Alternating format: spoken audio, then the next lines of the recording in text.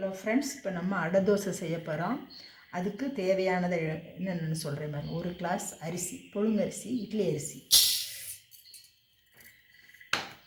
பாருங்கள். 1/4 கப் பாசிப்பருப்பு,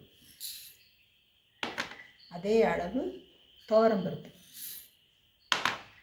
அதே அளவு கடலைப்பருப்பு,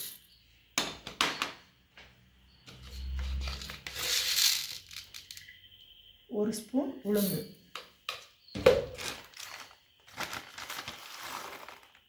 ஒரு ஸ்பூன் பாசிப்பயர்,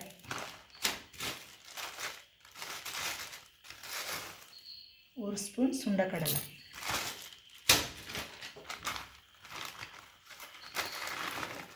ஒரு ஸ்பூன் தட்டைப்பயிர், ஒரு ஸ்பூன் பச்சரிசி. இதை நம்ம இப்போ ஊற வச்சிடணும். நம்ம காலையில் தான் நம்ம ஆட்ட போகிறோம்.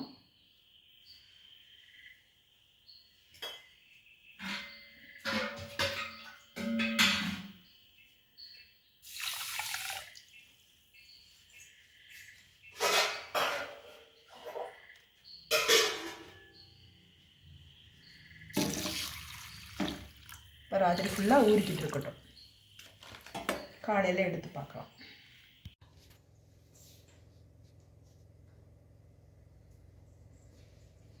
இப்போ நம்ம நைட்டு ஊற வச்சிட்டோங்க. இப்போ 8 மணி நேரம் ஊறிடுச்சு. இப்போ இதை நம்ம ஆட்டணும். அதுக்கு தேவையான பொருள் பாருங்கள். மிளகாய் வத்தல் 2 போடுறோம். 1 கிளாஸ்க்கு 2, இங்கே 2 கிளாஸ்னால் 4 மிளகாய் போட்டுக்கலாம்.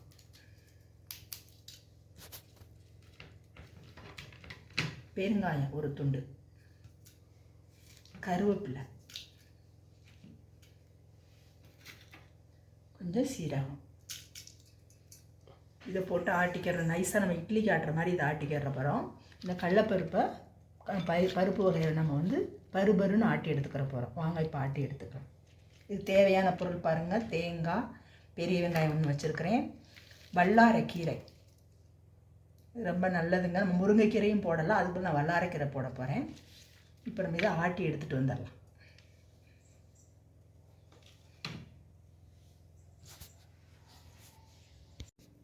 இப்போ நம்ம அரைச்சி வந்துட்டோங்க. பாருங்கள், இட்லி மாதிரி ரொம்ப நைஸாக இல்லாமல் ஒரு அளவுக்கு அரைச்சிட்டு வந்துட்டோம். பருப்பை தனியாக பருபருன்னு அரைச்சிருக்கிறோம். இது தேங்காவை பல்லாக நறுக்கி வச்சுருக்கோம் பாருங்கள். எல்லாத்தையும் இப்போ நம்ம போடுறோம். வெங்காயம் கட் பண்ணி வச்சுருக்கோம், பொடியாக கட் பண்ணி வச்சுருக்கோம்.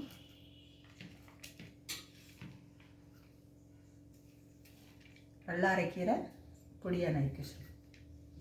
முருங்கைக்கீரை வேணாலும் நீங்கள் போட்டுக்கலாம்.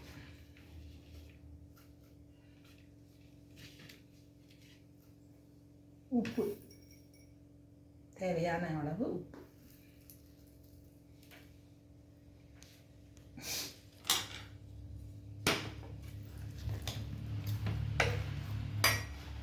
கொஞ்சம் தண்ணி ஊற்றி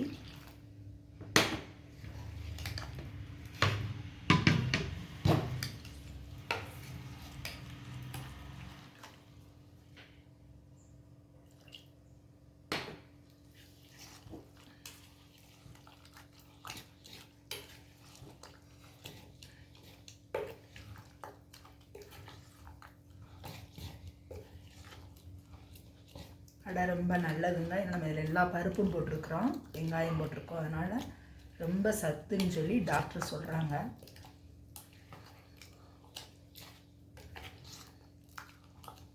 இப்போ நம்ம தோசை சட்டியில் ஊற்றி இப்படி அடை ஊற்றலான்றதை பார்க்கலாம்.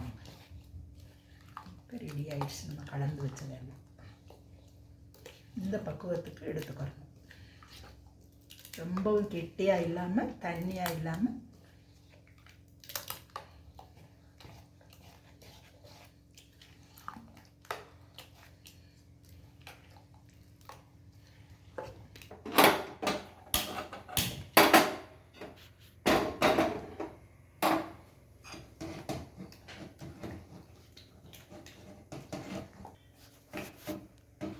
சட்டி நல்லா காஞ்சிருச்சுங்க. இப்போ நம்ம அடை தோசை ஊற்றலாம். 2 கரண்டி ஊற்றி இப்படி இழுத்து விடணும். இதுக்கு தொட்டுக்கிற காம்பினேஷன் ஒன்றும் இல்லைங்க, சர்க்கரையே தொட்டுக்கரலாம். நீங்கள் வேணுன்னா தேங்காய் சட்னி அரைச்சிக்கோங்க, ஊறுகாய் தொட்டு சாப்பிடுங்க, செம்ம சூப்பராக இருக்கும். இது நல்லெண்ணெய் நான் ஊற்றுறேங்க. அடை தோசைக்கு நல்லெண்ணெய் நல்லா மணமாக இருக்கும். நல்லா வேகட்டும். வெந்ததுக்கப்புறம் நம்ம சிம்மில் வச்சு நல்லா முருக வேக விடணும். இப்போ நம்ம பெரட்டி போடலாங்க.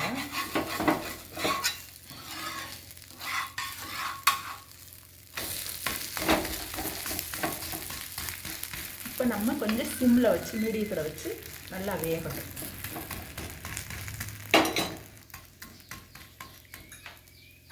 இப்போ நம்மளுக்கு அடை வெந்துருச்சுங்க. லைட்டாக ஒரு எண்ணெயை ஊற்றிட்டு நம்ம எடுத்துடலாம்.